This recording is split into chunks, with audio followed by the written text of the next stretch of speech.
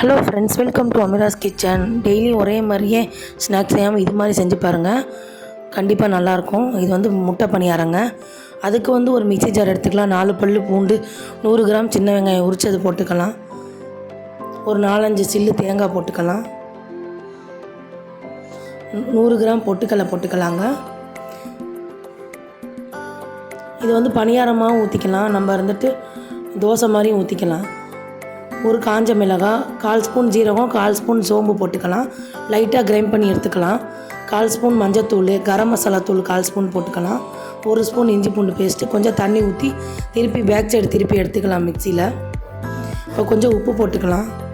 இப்போ திருப்பி தண்ணி கொஞ்சம் லைட்டாக ஊற்றி அரைச்சி எடுத்துக்கலாம். இப்போ ஒரு 5 முட்டை அந்த மிக்ஸி ஜார்லேயே ஊற்றிக்கலாம். இதை அரைச்சி ஒரு பாத்திரத்தில் மாற்றிக்கலாம்.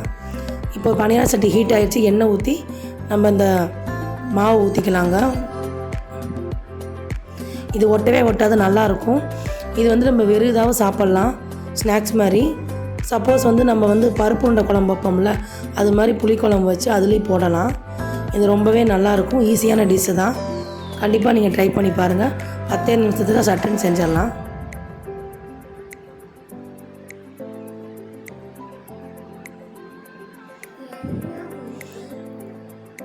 அவ்வளோதான் ஃப்ரெண்ட்ஸ், முட்டை பணியாரம் ரெடி. இந்த வீடியோ பிடிச்சிருந்தா லைக் பண்ணுங்கள், ஷேர் பண்ணுங்கள், சப்ஸ்கிரைப் பண்ணுங்கள். தேங்க்யூ.